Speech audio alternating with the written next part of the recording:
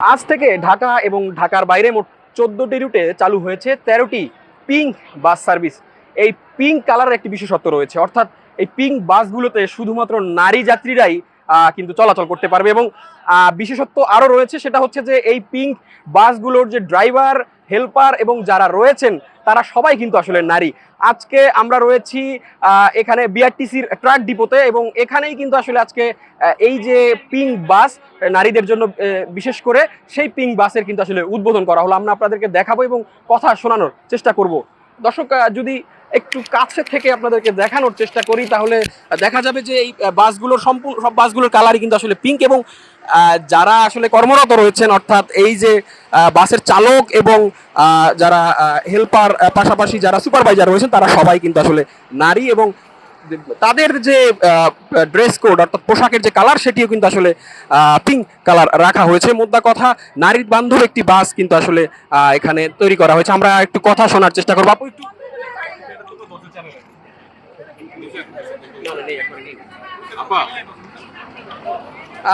দর্শক, আমরা দেখানোর চেষ্টা করছি যে বাসের যিনি চালক রয়েছেন এবং হেল্পার যারা রয়েছেন সবাই কিন্তু আসলে নারী, এবং তারা তাদের সবার যে ড্রেস কোড অর্থাৎ যে ড্রেসের কালার, সেটি কিন্তু আসলে পিঙ্ক কালার করা হয়েছে। এবং এর ফলে কিন্তু আসলে যেটা বলা হচ্ছে যে যে এই যে নারী বান্ধব যে বাসগুলো রয়েছে সেগুলোতে কিন্তু আসলে নারীদের যে অভিযোগ সবসময় থাকে যে বাসে হেনস্থার ব্যাপারটা, সেটা কিন্তু আসলে অনেকটাই ঘুচবে বলে তারা আশা করছেন। আমরা একটু কথা বলার চেষ্টা করব। আপু, একটা মিনিট একটু কথা বলি। ভাই, আপু আপু আপু আপু একটু কথা বলি।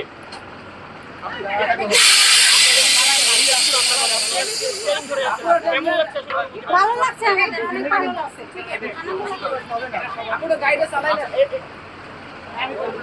দর্শক, একজন চালক যিনি আসলে বাসের স্টিয়ারিং এ বসেছিলেন, তার সাথে কথা বলার চেষ্টা করছিলাম। তিনি বলছেন যে তার অনুভূতি অনেকটাই আসলে ভালো। আরেকজন চালক রয়েছেন, তার সাথে একটু কথা বলবো। আপনি একটু 5 মিনিট কথা বলি। রান্নাঘরেই থাকে বা তাদেরকে সেখানেই রাখা হয়, আজকে আপনি বাসের স্টিয়ারিং এ ধরে আছেন, এরকম একটি গুরুত্বপূর্ণ কাজে আছেন, আসলে কেমন লাগছে অনুভূতি একটু বলবেন? আসলে নারীরা রাখতেও জানে, চুলো বাঁধতে জানে।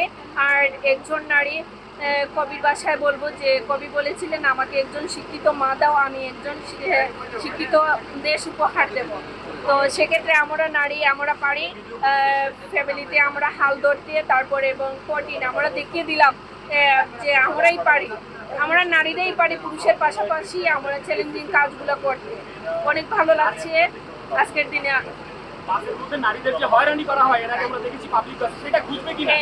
সেক্ষেত্রে ধরেন যে অন্যান্য প্রাইভেট গাড়িতে যে মহিলা যাত্রী পেলে অনেকটা দুষ্ট লোক আছে, ওদের সাথে দুষ্টমি করে। সেক্ষেত্রে আমরা বলবো যাত্রীদেরকে, মহিলা যাত্রীরা আমাদের বাসে আসেন, আর আমাদের সর্বোচ্চ ভালো সেবা পাবেন, আমাদের কাছ থেকে সহযোগিতা পাবেন।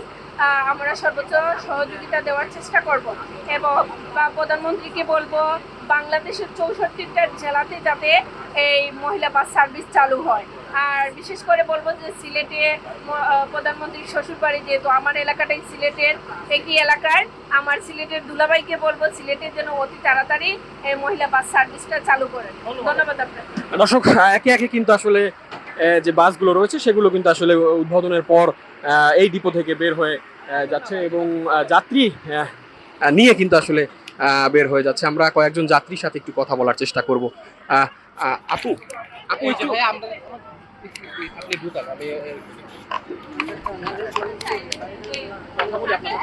বলেছি তো,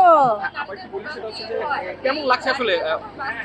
খুবই ভালো লাগতেছে যে নারীদের জন্য এরকম এতগুলা নারী বাস চালু হয়েছে, ঢাকার বাহিরেও চালু হয়েছে। আমরা স্বচ্ছন্দে নিরাপদে ভ্রমণ করতে পারবো। গাড়িতে কোনো পুরুষ টাচ থাকবে না, ধাক্কাধাক্কি থাকবে না, হুমড়ি খেয়ে পড়ারি থাকবে না, ছিনতাইকারীর ভয় থাকবে না, নিরাপদে নিশ্চিন্তে বাড়ি ফিরতে পারবো। দর্শক, আমরা একজন যাত্রীর কথা শুনছিলাম। আমরা বাসে প্রবেশ করব এবং বাসের ভিতরের চিত্রটি একটু দেখার চেষ্টা করব।